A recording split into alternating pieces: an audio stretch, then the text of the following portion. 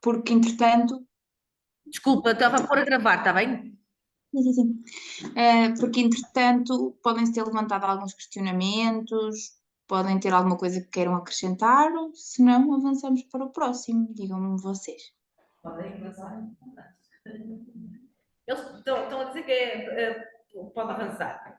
Ok, então vamos então aqui avançar e vamos passar para um mito que se chama o rapto de Perséfone. Os termos e os nomes que eu estou a dizer estão sempre, são sempre os nomes que correspondem à mitologia grega. Embora muitos destes mitos tenham sido escritos posteriormente por alguns autores romanos e muitas das vezes poderem aparecer-vos outros nomes que são os correspondentes romanos. Vocês sabem que os romanos se apropriaram de várias coisas de vários povos, desculpem, eu tinha que dizer, eles apropriaram-se de várias coisas, de vários povos, mas uma delas foi este sistema religioso grego e as divindades gregas. Em alguns casos deram-lhes novas roupagens e novos propósitos, mas no geral mantiveram praticamente tudo igual, exceto os nomes. E portanto, aqui eu estou sempre a falar Perséfone, é o nome em grego, seria, por exemplo, Proserpina, na mitologia romana, mas a história é a mesma. E, portanto, quem é que era Perséfone? Perséfone era a filha de Deméter. Deméter é aqui representada como a deusa das colheitas. Ela ensina os homens a cultivarem e a criarem o seu sustento. E isto é muito importante para os mortais porque asseguram a sua sobrevivência, é muito importante para os deuses porque asseguram os cultos e eles ganham poder com o culto que os humanos fazem, e é muito importante para manter o equilíbrio de todas as espécies, porque se não houver agricultura e produção de alimentos, não há também os ecossistemas todos que nós conhecemos, não há os animais, as plantas e também, ou haveria, mas não como nós conhecemos, e não haveria a espécie humana. Portanto, ela tem um trabalho profundamente importante, ela muitas das vezes representa a abundância da terra, a capacidade de produzir que a terra tem.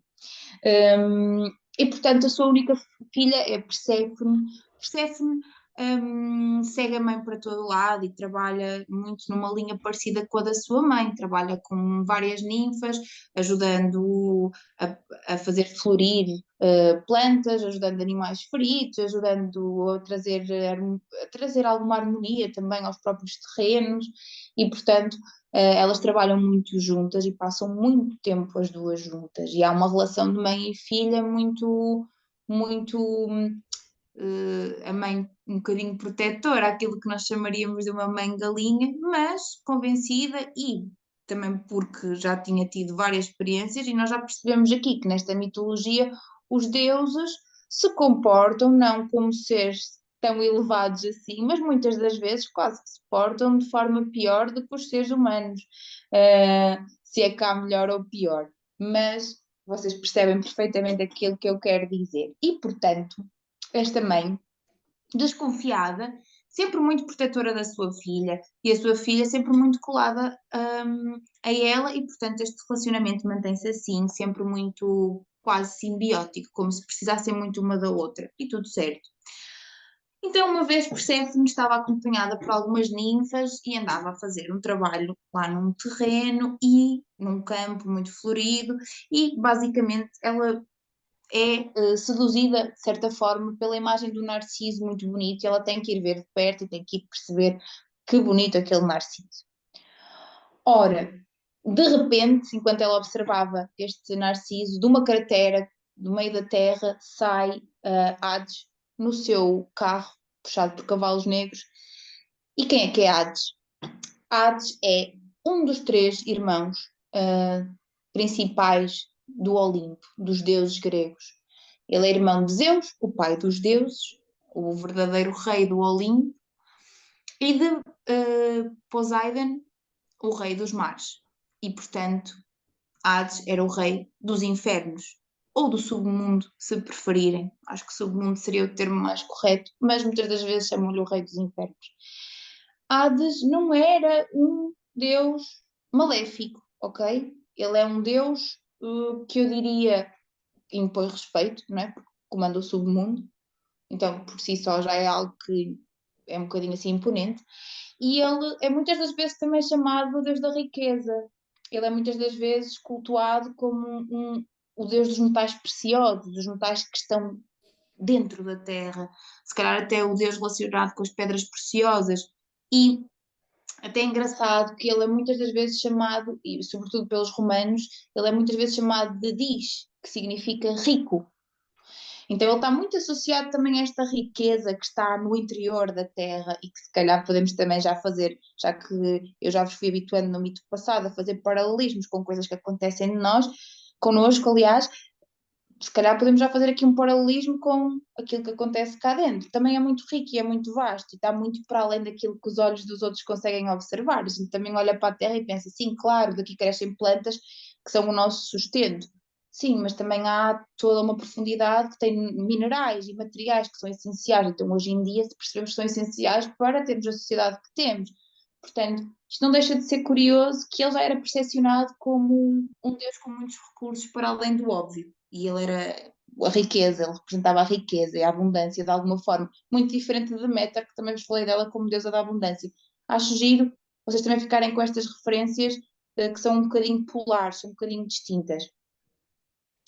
Bom, avançando, ele aparece de repente, assusta ali a Perséfone que estava completamente distraída a fazer outra coisa, a olhar para o Narciso e de repente ele rapta, ele pega nela, puxa para o seu carro e vai de volta para o submundo. Ela vai em lamento, ela não queria ir, ela foi raptada, ela foi contra a sua vontade. Deixem-me só dizer-vos que há muitas versões deste mito e há uma delas que diz e sugere que Hades já tinha, isto já tinha sido combinado, Zeus já lhe tinha dito, e se vocês lerem alguns mitos sobre Zeus, vocês vão achar assim, clássico de Zeus.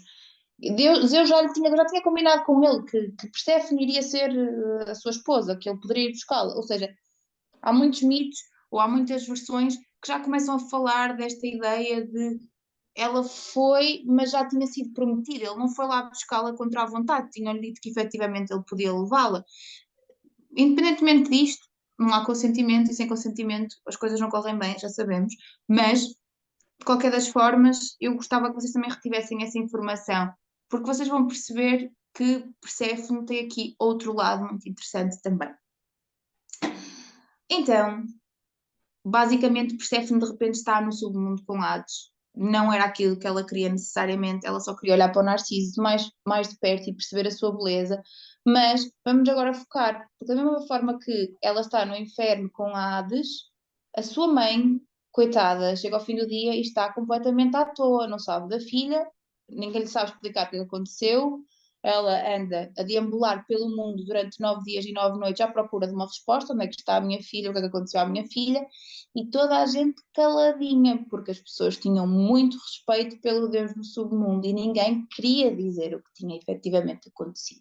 Então, durante esses 9 dias e essas 9 noites, e de resto, 9 dias e 9 noites é uma coisa muito simbólica em várias mitologias, sobretudo na mitologia nórdica, também se fala muito dos períodos de 9 dias e 9 noites para encontrar conhecimento. Isto é giro, porque ela andou 9 dias e 9 noites às escuras até alguém lhe contar o que é que tinha acontecido. E durante esses 9 dias e 9 noites ela faz um sacrifício, ela não consome nenhum alimento, ela não consome ambrósia, que é o alimento divino dos deuses e que lhe dá sustento. Porque apesar de ser uma deusa, ela também tinha que manter o seu corpo. E ela andava a deambular, andava à procura, ela passa por vários trabalhos à procura da sua filha e realmente o sol, Hélios, compadece dela porque ele lá no alto vê tudo e ele chama e diz-lhe: Eu vou-te contar o que se passou, não consigo ver-te assim durante mais tempo. E realmente Deméter percebe o que é que aconteceu à sua filha e completamente irática, completamente revoltada, decide ir buscar a filha novamente. E como ela sabe que tinha os pés e as mãos um pouco atados, porque sabe que Hades também tem um lugar muito importante no Olimpo, ela decide criar uma pequena vingança pessoal e basicamente aquilo que ela decide fazer é deixar as terras ao abandono. Porque como ela não consegue ir buscar a filha no imediato, é como se ela fizesse um pacto. Se eu não posso ter a minha filha agora, eu também não vou cuidar daquilo que é suposto eu cuidar. E ela deixa os humanos sem saberem como praticar a agricultura, sem saberem como cuidar dos terrenos, como cuidar das plantas e dos animais, e ela própria deixa de colocar esse esforço, quase como se estivesse a dizer: até eu ter a minha filha, até eu poder recuperar a minha filha, eu não vou fazer um esforço para continuar o meu trabalho. Obviamente que isto começa a preocupar os deuses ao fim de algum tempo, porque eles pensam, então se nós não vamos ter pessoas para cultuarem, qualquer dia nós não temos o reino dos mortais e o nosso papel fica assim um bocadinho aqui sem muita razão de ser, não é? Então eles começam a falar entre eles e a perceberem, nós temos que fazer alguma coisa e temos que convencer o Hades a deixar a Perséfone falar com a mãe, pelo menos, não é? Então, Zeus diz a Hermes, ao mensageiro dos deuses, aquele que tem umas asinhas nos pés e que anda sempre de um lado para o outro muito rapidamente e que muitas das vezes é representado assim com um ar muito jovial e quase assim muito rápido, e ele representa várias coisas e é protetor de vários reinos também, e até tem uma coisa muito engraçada porque ele é o protetor dos ladrões, porque ele representa a astúcia e a clareza mental e a facilidade de comunicação. Ele dava a volta sempre. E por causa disso e por causa destas características, de alguma forma, aquilo que acontece é Zeus dizer assim: olha, Hermes, vai lá falar com o Hades e vê lá o que é que tu consegues arranjar para ver se a rapariga vem para cima e se a mãe fica mais tranquila. E ele, ok, tudo certo. E então, basicamente, ele diz a Hermes apenas uma coisa, que é: confirma lá se ela não comeu nada durante o período que lá esteve. Ora, quando ele chega para ir buscar a Perséfone, a Hades não oferece muita luta e diz sim, ela pode subir, mas ela já comeu um bago de romã.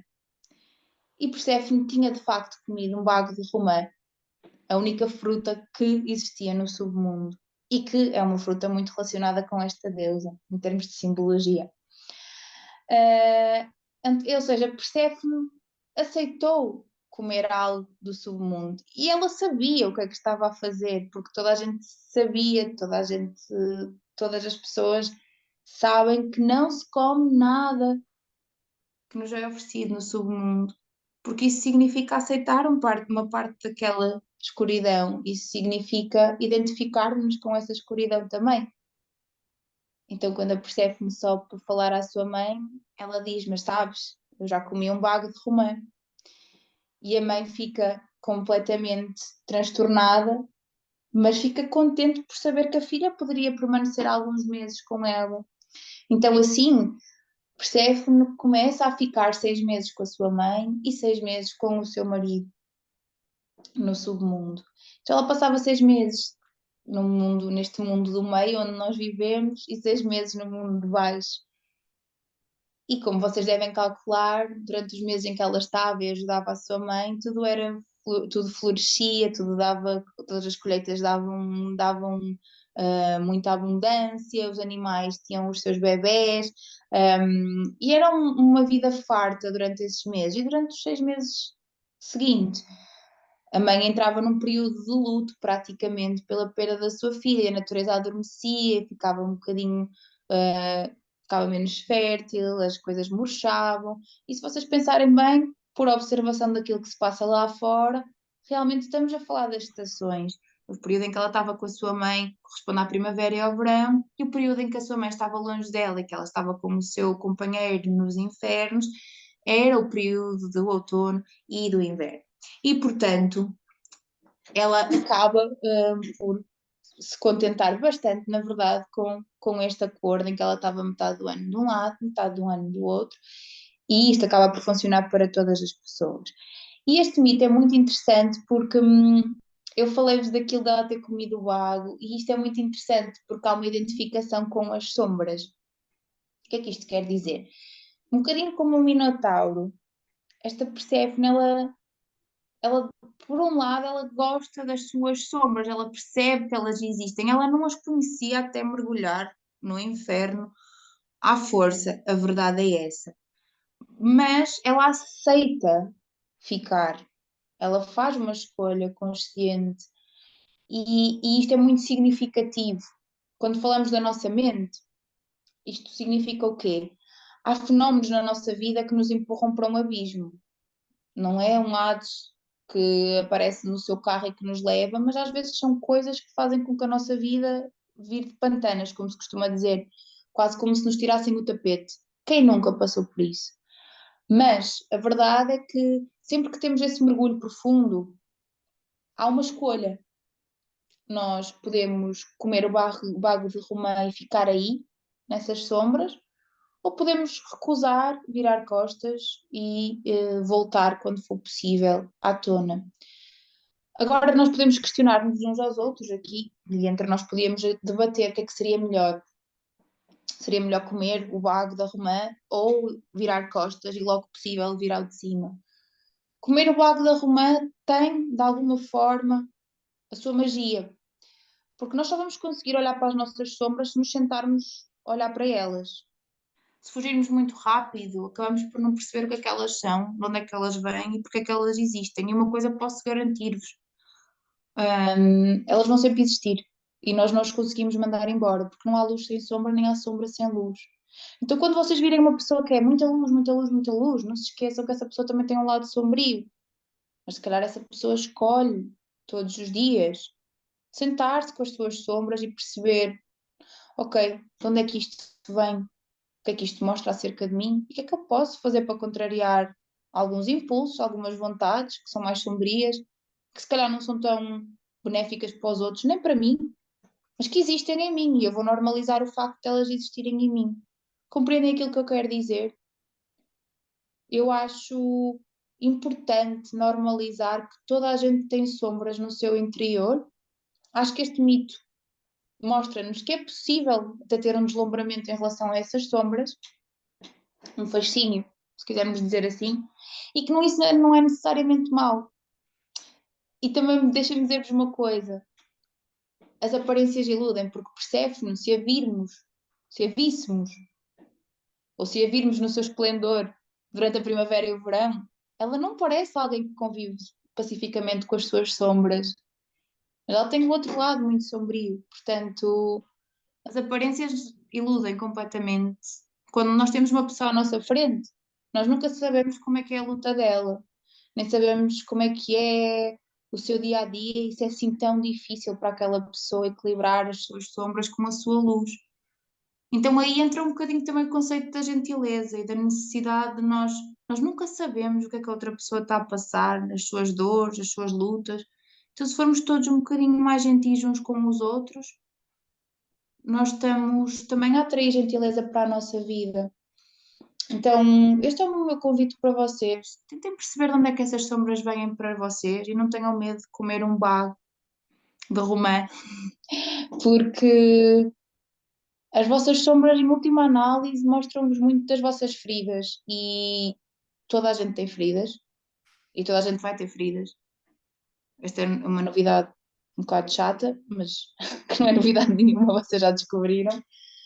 E vem muito do nosso período de desenvolvimento da nossa personalidade, da nossa infância.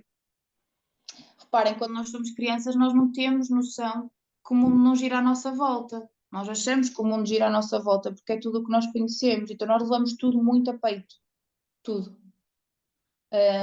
E essas marcas ficam, e portanto, essas feridas vão nos acompanhar a vida toda e vão ser mais ou menos cicatrizadas consoante a nossa forma de abordar as coisas.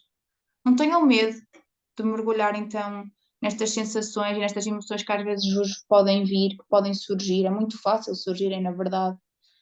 Um, se é desconfortável, se é um sentimento que vocês não gostam, perguntem-se: porquê é que eu estou a sentir isto? De onde é que isto vem? Quando é que foi a primeira vez que este sentimento surgiu em mim?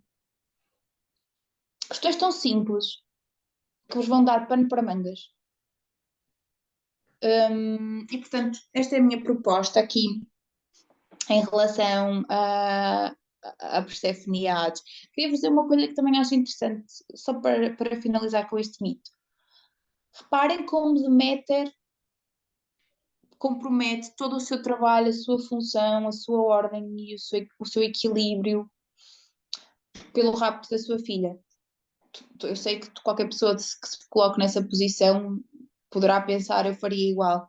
Mas também há aqui uma lição importante acerca de Deméter, que é, ela tem vários papéis. Ela é deusa, ela é mulher, ou seja, ela é uma deusa da fertilidade. Ela escolhe viver só com a sua filha, mas ela é uma deusa da fertilidade, porque ela fala da abundância da terra. Tal como a sua filha também é uma deusa da fertilidade, embora já não seja representada assim na mitologia, mas se pensarmos bem, a filha de uma deusa da fertilidade que gera fertilidade nas terras é uma deusa da fertilidade.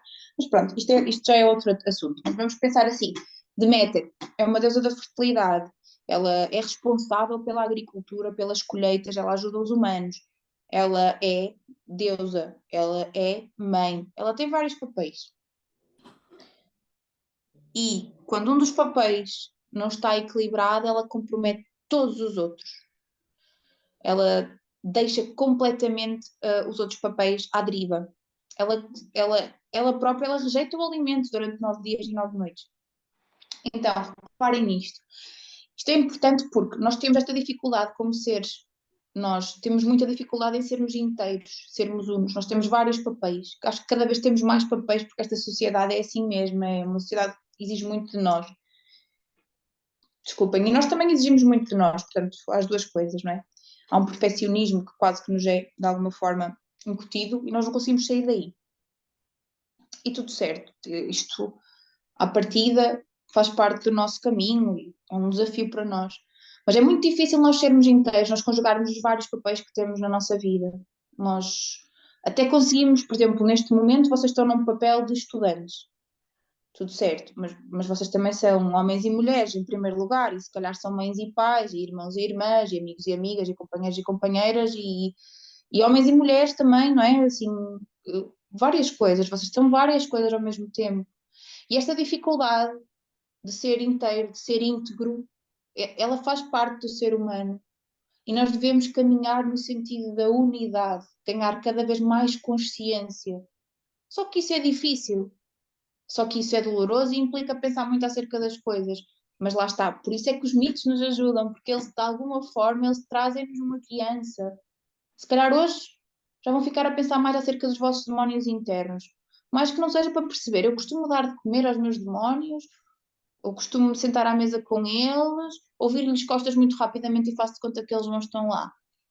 Tudo isso são perguntas que vos vão ajudar a serem um bocadinho mais inteiros. Está bem? Questões, opiniões, coisas que vocês queiram dizer. Se alguém quiser. Oh, Marina, eu acho que nós todos temos medos e Sim. são esses medos que nos fazem crescer também. Uhum. Portanto, nós vamos ter sempre muita dor, uma parte mais clara, certo? Eu acho que isso faz parte da natureza de cada pessoa. Nós não somos, Sim. nem somos só maus. Temos as duas vertentes, correto? Temos Sim. que saber trabalhar, se calhar, a vertente má para a boa ser sempre melhor do que a má. Mas vamos ter sempre as duas vertentes, correto? Sim. Faz parte do processo do nosso crescimento com pessoas e para lidar com outros também. Uhum. Para entender o meu raciocínio. Em questão a dizer.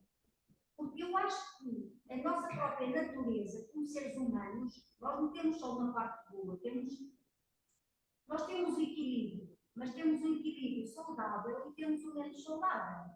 Nós temos que trabalhar ao menos saudável para sermos sempre, termos um equilíbrio sempre saudável, não é? Para podermos também transmitir isso aos outros. Mas eu quero explicar. Eu acho que faz parte do ser humano ter aquele instinto mau, não ser muito bom, não pode ser. E é com isso, é com esses erros que nós crescemos. E temos que transmitir aos outros que, se calhar, o que nós achamos que até está errado para nós, o outro pode achar que está certo para ele, mas se calhar até não está. E nós, como temos consciência que estamos errados, temos que tentar mostrar ao outro que ele está errado também. Para que ele pense, se calhar, de maneira diferente.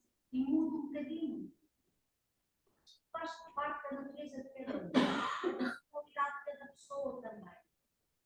Mas eu acho que é bom termos medos e não termos medo desses medos. Temos que saber ultrapassar esses medos. E nós temos ferramentas suficientes para ultrapassar esses medos. Acho que é um bocadinho por aí. Como é que tu te chamas? Desculpa. Eu sou Margarida. Margarida. Sim, Margarida, eu concordo com o que tu disseste, sem dúvida nenhuma. Vou só dizer algumas coisas em relação a esse assunto, se não te importares. Não. A ideia aqui também é ser um debate, portanto, eu quando falo de sombras, elas podem ser medos ou não. Quando eu falo dos demónios, podem ser medos ou não. Não são só medos. São emoções que nós categorizamos como negativas. É tudo o que nós achamos que é mau em nós, mas que não é necessariamente mau, até porque o mau e o bom são construções humanas, ok? O mau e o bom são conceitos que nós criamos à luz da nossa inteligência e capacidade de compreensão. Claro que, e eu acho isto é por isto que eu me rejo, não é uma verdade absoluta, mas é a minha forma de ver as coisas. O que eu sinto é, a partir do momento em que eu comprometo a liberdade do outro, ou seja, interfiro com o outro no sentido de alguma forma, limitar a sua liberdade, eu aí estou a agir mal, porque eu não tenho por que interferir na liberdade do outro, a menos que seja alguém que é dependente de mim e que eu tenha poder de controlar nesse sentido, porque acho que vou prevenir. Uma criança, por exemplo, diz. Desculpa, está outra vez a aparecer o aviso a dizer que vai encerrar daqui a 10 minutos. Ok, daqui a 10 minutos? Tenho que esticar um bocadinho. Mas agora, esta parte é debate, não é? É, Aberto só ao debate. Ok. Então, eu depois, quando acabar, eu mando outra vez o mesmo link, não é? Pronto. sim, exatamente. Então,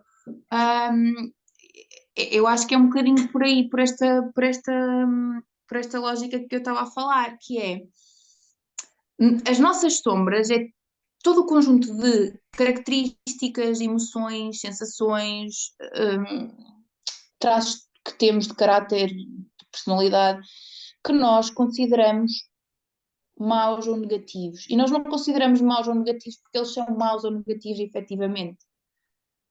Foi-nos dito, absorvemos isso do mundo à nossa volta, achamos que é negativo, mas faz parte de nós. Então, os medos, eles podem ser as nossas sombras também, mas os medos têm um papel muito, muito importante na nossa personalidade. Os medos, eles aparecem como forma de nos proteger das coisas. São um mecanismo de proteção. Exemplo muito básico que vocês conhecem. Imaginem que em miúdos os vossos pais vos diziam sempre: não passes por aquela rua de bicicleta porque vais cair e vais-te magoar. E vocês teimaram em fazê-lo até que caem efetivamente e magoam-se naquele sítio, tal e qual como os vossos pais previram e avisaram. Se isto vos aconteceu, vocês podem ter ganho algum tipo, pode não ser linear assim, mas é possível que tenham ganho algum medo ou pelo menos algum receio de passar naquele sítio, porque já tiveram a experiência de que corria mal se fizessem aquilo. Então, os medos são mecanismos de defesa que nós temos, só que depois eles ficam um bocadinho desajustados, porque nós depois passamos para uma situação que nós não conhecemos, nós aplicamos o medo mais parecido que temos e a peça não encaixa exatamente bem. Então nós depois às vezes ficamos com medo de coisas que nós não sabemos se elas são realmente más para nós ou não, nem temos como saber, e se cá nunca experimentamos e ficamos com um medo desconhecido que é altamente limitador, porque ele bloqueia tudo.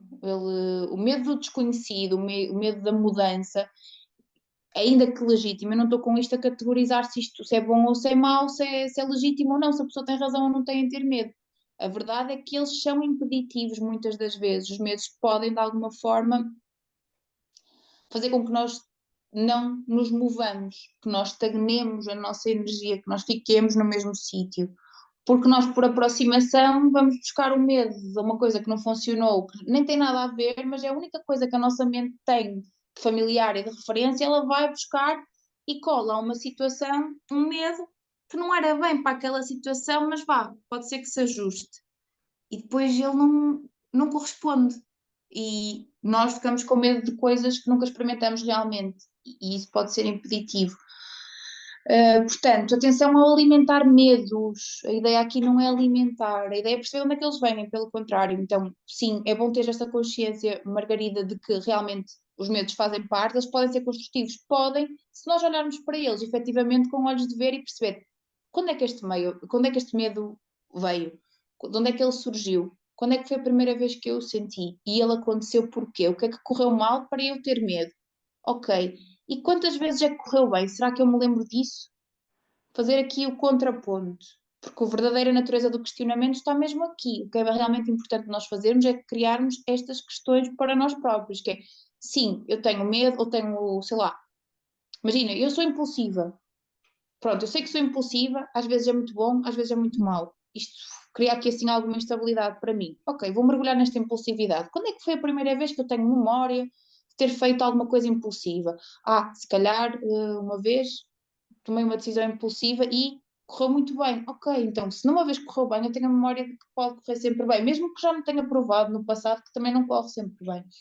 Então, criar este questionamento de, ok, de onde é que isto vem e porquê que isto me afeta e como é que isto me afeta e, sobretudo, que emoções é que também estão associadas a isso, não é?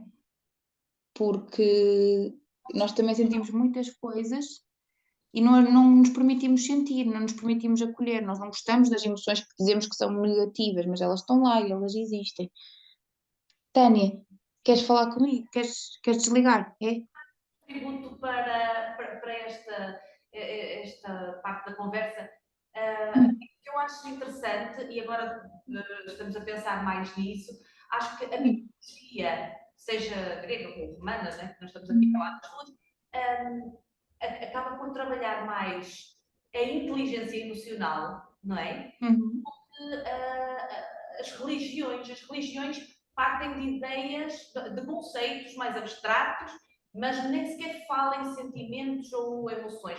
Na mitologia, todos os heróis e deuses têm muitas emoções e sentimentos, né? Que já é um outro patamar da emoção, mas acaba por ser um exemplo mais vantajoso para nós mortais.